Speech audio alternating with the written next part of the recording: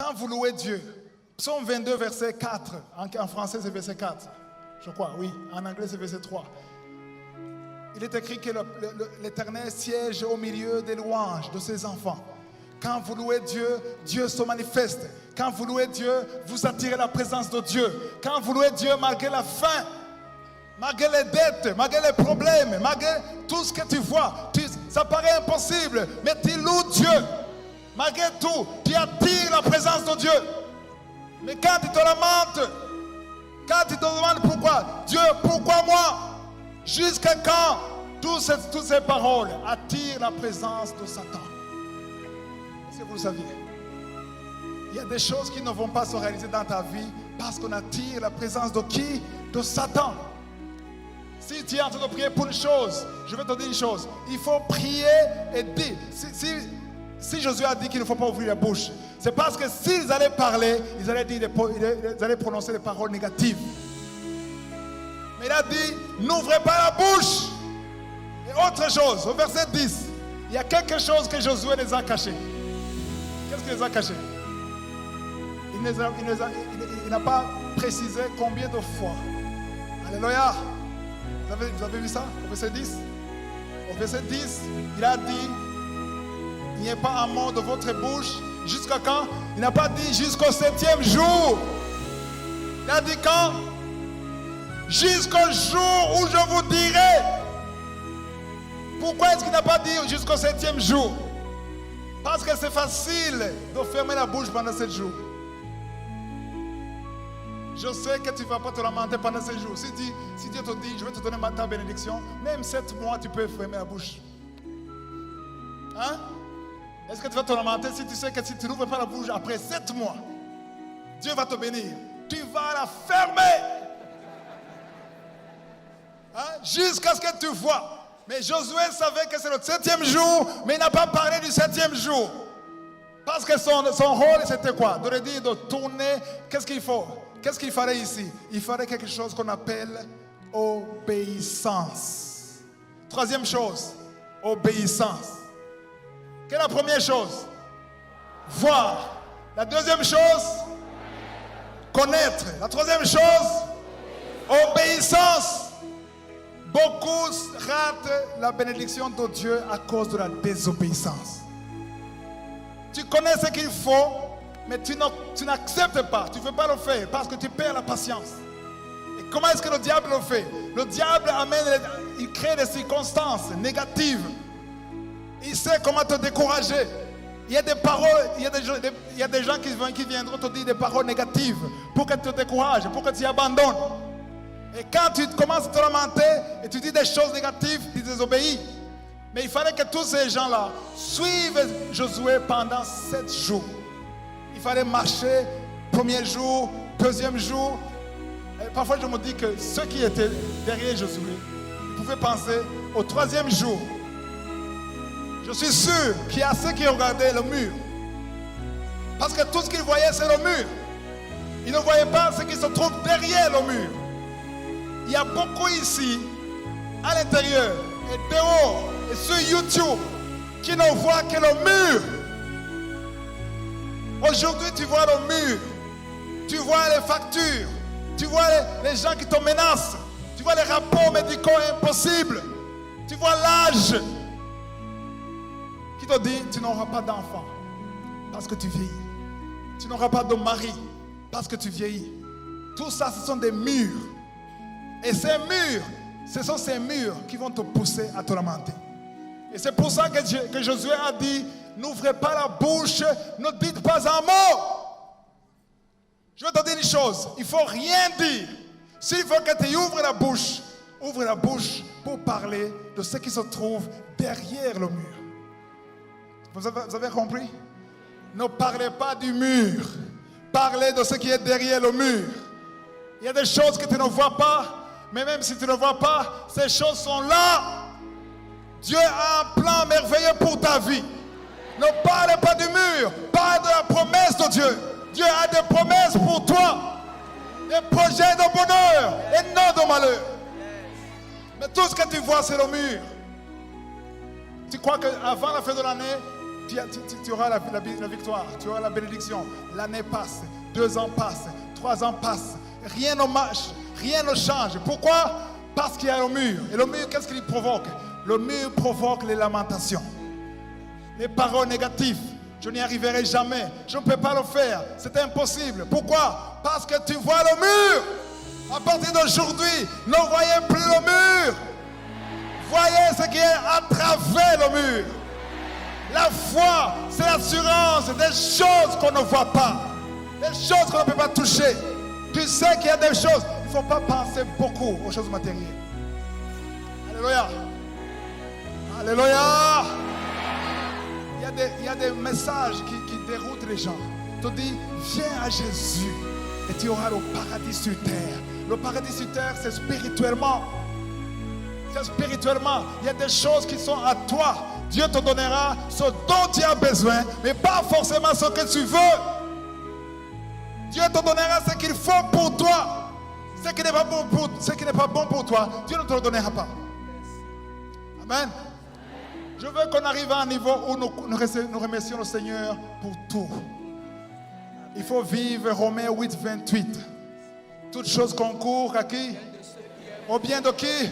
De ceux qui aiment le Seigneur. Alléluia. Toutes choses, ce n'est pas les bonnes choses. Il y a des choses négatives qui peuvent arriver dans ta vie. Si tu es dans le plan de Dieu, si tu as prié et tu as la foi, amen, Dieu va permettre des choses qui arrivent dans ta vie pour ton bien. C'est pour ça qu'il ne faut pas se lamenter. Il ne faut pas ouvrir la bouche. Il faut savoir voir. Amen. Yeah. Alléluia. Il y a quelqu'un qui a bien compris. Il y a 3 choses. Voir, connaître et quoi? Obéir. Qu'est-ce que Dieu te demande? Qu'est-ce qu'il faut obéir? La première chose, il ne faut pas te lamenter. Ça, c'est l'obéissance. Si tu te lamentes, ça veut dire quoi? Tu désobéis. Si tu questionnes Dieu, tu veux que Dieu s'explique, tu désobéis. Si tu commences à te comparer avec les autres, tu pries en demandant, Seigneur, pourquoi celui-là? Pourquoi pas moi? Hein? Il y a des gens qui prient et disent, Seigneur, regarde-lui. Ça ne fait que 2 mois qu'il est sauvé. Moi, ça fait 10 ans. Seigneur, tu es injuste. Quand tu dis que Dieu est injuste, tu as tout gâché. Parce que l'obéissance, c'est accepter ce que tu comprends, ce que tu ne comprends pas. Le jour où tu essaieras de tout comprendre, tu vas tout gâcher. J'ai passé beaucoup d'années dans ma vie chrétienne à essayer de comprendre. Je voulais obéir Dieu dans ce que je comprends seulement. Mais j'ai compris que personne ne peut comprendre Dieu. Il fait ce qu'il veut. Il te connaissait avant ta naissance. Il te connaissait avant la naissance de ton père. Il te connaissait avant la naissance de ton grand-père. Avant ton arrière-grand-père. Avant Adam, qu'Adam soit créé. Dieu te connaissait. Il a dit à Jérémie, quand tu étais dans le sein de ta mère, je te connaissais. Je t'avais déjà établi prophète des nations. Amen. Pendant que Jérémie était un bébé. Hein? Pas de dents. Un bébé. Qui a besoin de quoi? Du lait maternel. Du sein de sa maman. Dieu a envoyé un prophète. Pendant que j'étais un bébé au Burundi, Dieu m'envoyait ici, à Lomé. Son nom c'est Je suis. Pas j'étais, pas je serai, mais je suis. Il te connaît. Est-ce que vous comprenez ça? Dieu te connaît. Dis à ton voisin, il te connaît. Il te connaît, il te connaît, il te connaît. Je vais m'adresser à ceux qui ont des cheveux. Je veux voir celui qui connaît le nombre de ses cheveux. Hein? Tu as essayé de compter? Moi non plus, je ne sais pas. Mais Dieu connaît. Il connaît le sang qui est dans tes veines. Il connaît tes pensées.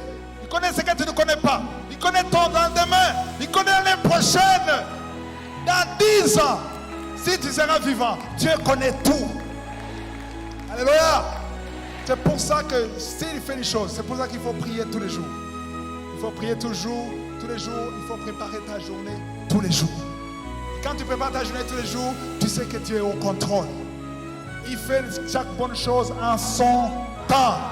Quand en son temps. C'est pour ça que Josué n'a pas précisé que c'est le 7e jour. Parce que là, il n'y aurait pas de foi. Vous allez le suivre. Oh, 7 jours. C'est pas grave. Je vais me taire pendant 7 jours. Mais il a dit jusqu'au jour. Et qu'est-ce qui s'est passé le 7e jour? Je vais te demander de lire versets 11 à 16. L'arche de l'Éternel fit le tour de la ville. Elle fit une fois le tour, puis on rentra dans le camp et on y passa la nuit. Verset 12. Josué se leva de bon matin et les sacrificateurs portaient l'arche de l'Éternel. Verset 13. Les 7 sacrificateurs qui portaient les 7 trompettes retentissantes devant l'arche de l'Éternel se mirent en marche et sonnèrent des trompettes. Les hommes armés marchaient devant eux et l'arrière-garde suivait l'arche de l'Éternel. Pendant la marche, on sonnait des trompettes. Verset 14. Ils firent une fois le tour de la ville. Le second jour, puis ils retournaient dans le camp. Ils firent de même pendant 6 jours. Pendant 6 jours. Pendant 6 jours, ils ont fait la même chose. Ils terminaient le jour, ils retournaient dans le camp, ils se reposaient, ils se levaient le matin, ils tournaient encore une fois. Verset 15. Verset 15. Le 7e jour, ils se levèrent de bon matin dès l'aurore et ils firent de la même manière 7 fois le tour de la ville. Ce fut le seul jour où ils firent 7 fois le tour de la ville. Verset 16. À la 7e fois, comme les sacrificateurs sonnaient des trompettes, Josué dit au peuple, poussez des cris, car l'Éternel vous a livré la ville. Amen. Alléluia! Wow! Le 7e jour, c'est le seul jour où ils ont tourné combien de fois? Et je vais vous poser une question. Josué a dit quoi? Poussez des cris. Pourquoi? Parce que l'Éternel vous a fait quoi? C'est le verset 16. Il a dit au peuple, poussez des cris, car l'Éternel vous a livré quoi? Wow! Maintenant, on ne dit pas, je vous livre. Je vous ai déjà livré. Ici, on a bien traduit au verset 16. Alléluia! Il y a des choses que tu dois, qui demandent ta parole. Pousser des cris. Les gens ne comprennent pas pourquoi on crie. On dit que c'est la folie. Mais quand on crie, c'est quoi? C'est-à-dire qu'on crie, c'est le cri de la victoire. Les gens qui n'ont pas la foi, ils veulent d'abord voir physiquement et crier après. Et qu'est-ce qui a commencé ici? La victoire est venue après quoi? Les cris. Ça, qu'est-ce qui a commencé? Les cris. Alléluia. Vous avez compris. La 4e chose, c'est quoi? Prendre. Alléluia. Il y a 4 choses. On va recommencer. La première chose, c'est quoi? La 2e chose? La 3e chose? La 4e chose? Vous ne prenez pas avec force. Prendre. Hey! Alors, je vais être sûr que vous avez bien compris.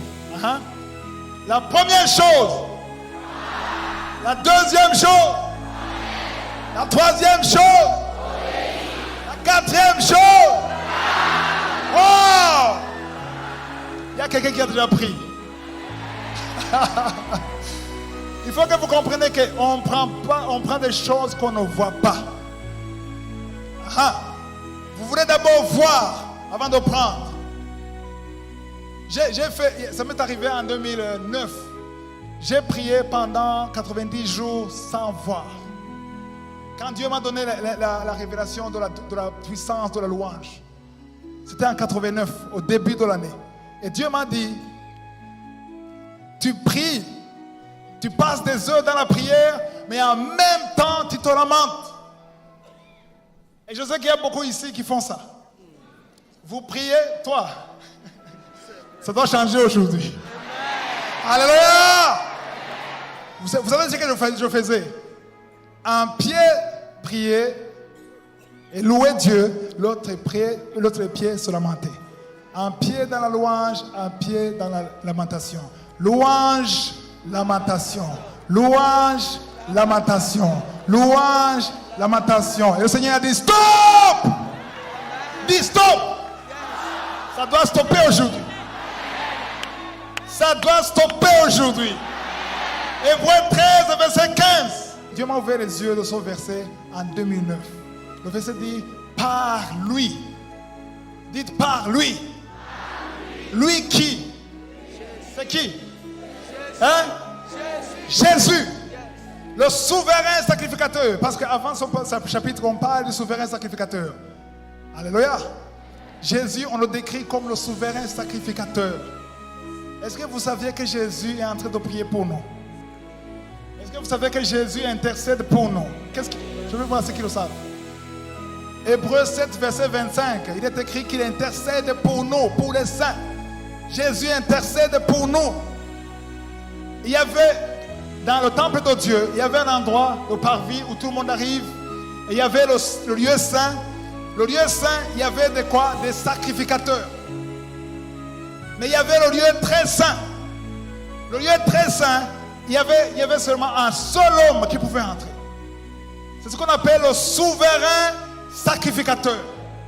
Et le souverain sacrificateur, quand il entre, la Bible dit que il donne les sacrifices qu'il reçoit des sacrificateurs. Je peux voir les sacrificateurs ici. Il y a peu. Mais à la fin, il y en aura beaucoup. Alléluia. Je vais vous expliquer une chose. Les sacrificateurs, ce ne sont pas des pasteurs. Ce ne sont pas des évangélistes. Les sacrificateurs, dans 1 Pierre 2, verset 9.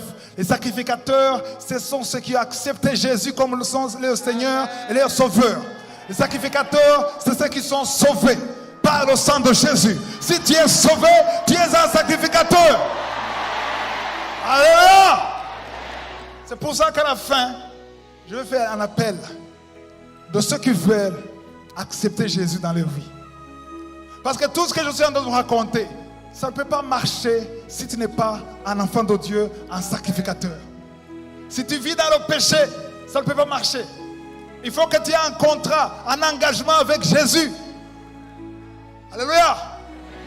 Parce que le souverain sacrificateur, il ne donnait pas n'importe quoi. Il donnait ce qu'il recevait des sacrificateurs. Le peuple amenait les moutons.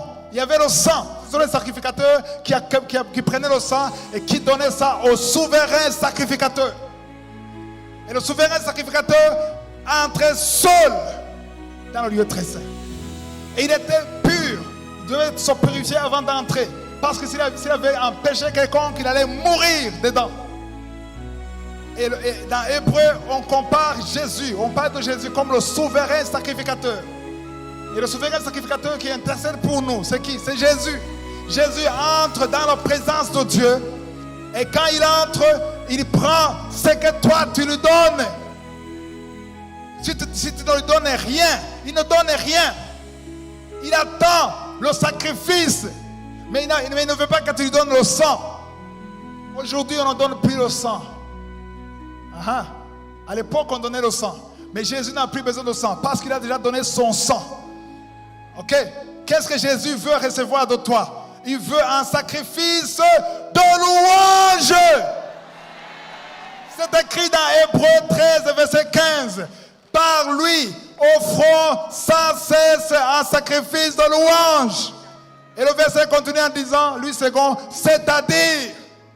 J'aime la partie c'est-à-dire. Parce que quand on dit c'est-à-dire, on veut être sûr que vous avez bien compris.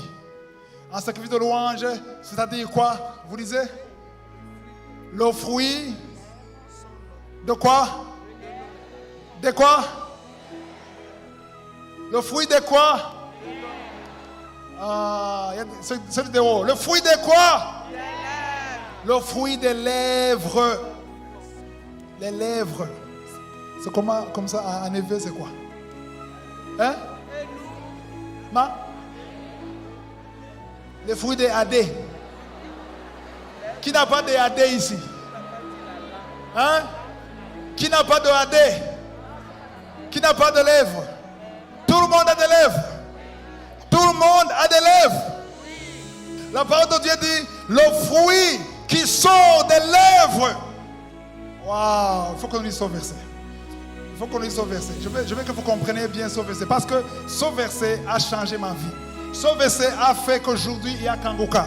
Ce verset a fait que je suis ce que je suis. Ce verset a transformé ma vie. Ce verset a fait que ce qui était en haut soit en bas. Ce qui est en bas soit en haut. Ce verset m'a donné ce qu'on appelle breakthrough ou percée. Tout a changé dans ma vie. Tout. Parce que j'ai eu la révélation sur Hébreux 13, verset 15. C'est pour ça que je n'avais pas prévu ça, mais je vais le lire. Je vais le lire parce que je sens qu'il y a des gens ici qui vont être transformés par ce verset. Alléluia. Hébreux 13, 15, je vais le lire. 15, il est écrit, par lui, ça dit Jésus, offrons sans cesse à Dieu un sacrifice de louange. C'est-à-dire, répétez, c'est-à-dire, waouh, c'est-à-dire le fruit des lèvres qui confessent son nom. Le diable ne veut pas entendre ça. L'ennemi ne veut pas entendre ça. Il veut que tu confesses tes problèmes. Il veut que tu confesses tes dettes. Il veut que tu confesses comment ton mari est infidèle. Comment ton enfant est ivrogne. C'est ça que le diable veut que tu confesses. Parce que quand tu confesses ça, il est content. Il jubile. Il est très content. Mais quand tu confesses le nom de Dieu, quand tu confesses la louange, qu'est-ce que la louange? C'est-à-dire comment Dieu est bon. Tu dis, Seigneur, je ne comprends pas, mais je te loue. Je n'ai pas à manger. Quand j'ai eu ça en 2009, je ne savais pas comment payer le loyer. J'avais même quitté là où j'habitais. J'étais au bureau, dans un ministère, que je n'arrivais même pas à payer le loyer. Je dormais par terre. J'ai fait 90 jours. J'ai dit, Seigneur, je ne comprends pas, mais je vais te louer. J'ai compris que mon salut est dans la louange. Je dis que mon salut est dans la louange. Ton salut est dans la louange. Ta victoire est dans la louange. Je dis ça pourquoi? Parce que quand ils ont contourné le 7e jour, la 7e fois, Jésus les a dit de crier. Et quand il criait, vous voyez qu'il disait quoi? Il parlait de la gloire de Dieu. Il parlait de la puissance de Dieu. Amen. Si vous lisez dans Actes des Apôtres, chapitre 16, versets 22, 23, 24, quand vous lisez Paul et Silas, ils étaient emprisonnés. Ils étaient en prison à cause de Jésus. Alléluia. Ils étaient en prison, ils n'avaient rien fait. On les a mis en prison, on les a fouettés. Après les avoir fouettés, on les a mis en prison avec des chaînes sur les jambes, des chaînes sur les bras. Si maintenant on te prenait, toi, avec ton Jésus, va en prison. Tu arrives en prison, Seigneur, vraiment. Je suis là pour toi et tu permets. Comment tu as permis ça? Tu as tout gâché. Paul et Silas, ils étaient en prison. Et qu'est-ce qu'ils ont fait?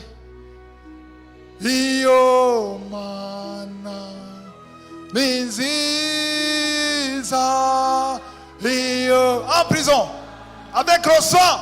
Ils ont chanté pour le Seigneur avec le sang. La Bible dit que les autres prisonniers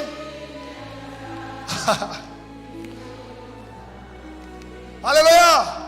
Les autres prisonniers les entendaient. Quelqu'un qui est en prison, qui a été fouetté injustement, et il commence à louer le Seigneur. Qu'est-ce que Paul et Silas ont fait? Ils ont sorti un sacrifice de louange. Je vais vous parler un peu du sacrifice. Qu'est-ce que le sacrifice? Le sacrifice, c'est quelque chose qui a de la valeur pour toi. Quelque chose qui n'a pas de valeur pour toi, ce n'est pas vraiment un sacrifice. Aujourd'hui, tu as la promotion, tu as une promotion, tu es content, tu témoignes, c'est bien. Tu exprimes la joie. Tu exprimes la joie. Mais le sacrifice, c'est quelque chose que tu ne veux pas lâcher. Parce que les sacrificateurs, quand ils amenaient un mouton qui est malade, qui est boiteux, on ne le prenait pas. Il fallait amener un mouton qui a de la valeur. Et si tout ne marchait pas pour toi, tu te lèves, tu t'attends à ce qu'on te chasse de la maison. On te chasse du bureau. Tu vois que les autres filles de ton âge, maintenant elles sont des mamans. Toi tu n'as pas d'enfant. Ou peut-être tu n'as pas de mari. Mais malgré cela, tu sors en sacrifice. Ça c'est le sacrifice. Parce que le piège du diable, c'était pour que tu te lamentes. Mais au lieu de te lamenter, tu loues le Seigneur. C'est ça que je vous dis qui a changé ma vie. Parce que je ne savais pas comment je vais payer le loyer. Je ne savais pas comment je vais manger. Je ne savais rien. Et j'ai dit, Seigneur, j'ai compris Hébreux 13, 15. Alléluia. Et un autre verset que je vais vous donner, on ne va pas lire ça. Jean 4, verset 23, 24. Écrivez ça. Parce que ça a transformé ma vie. C'est quand Jésus était avec la femme samaritaine. Alléluia. Et Jésus a dit à la femme, le moment est venu où les vrais adorateurs adorent le Père en esprit et en vérité. Et il a terminé en disant, ce sont ces adorateurs que le Père demande. Les autres versets disent, ce sont ces sacrificateurs, ce sont ces adorateurs que le Père cherche. Est-ce que vous comprenez ça? Le Père cherche des vrais adorateurs. Qui sont les vrais adorateurs? Ceux qui sont sauvés. Ceux qui ont accepté Jésus comme le Seigneur et le Sauveur. Amen. Ceux qui sont lavés par le sang de Jésus. Et surtout, ceux qui ne se lamentent pas. Tu peux être sauvé, mais te lamenter. Tu n'es pas un vrai adorateur. Tu es un vrai adorateur si tu loues le Seigneur sans te lamenter. Je le répète. Tu es un vrai adorateur si tu loues le Seigneur sans te lamenter. Et quand j'ai compris ça, j'ai dit, Seigneur, à partir d'aujourd'hui, alléluia, j'étais encore célibataire. J'étais seul dans la chambre sans lit. J'avais un petit matelas comme ça, 0,90 par terre. Hein? Quand je me levais, je pliais le matelas, je mettais dans l'armoire. Personne ne savait. J'ai dit, Seigneur, à partir d'aujourd'hui, s'il y a des gens que tu cherches, je veux que tu me trouves. Alléluia. Je veux que tu me trouves. Et j'ai dit, dans cette chambre, il n'y aura plus de lamentation. Et j'ai écrit sur la porte, j'ai mis quelque chose de grand. J'ai fait imprimer un message.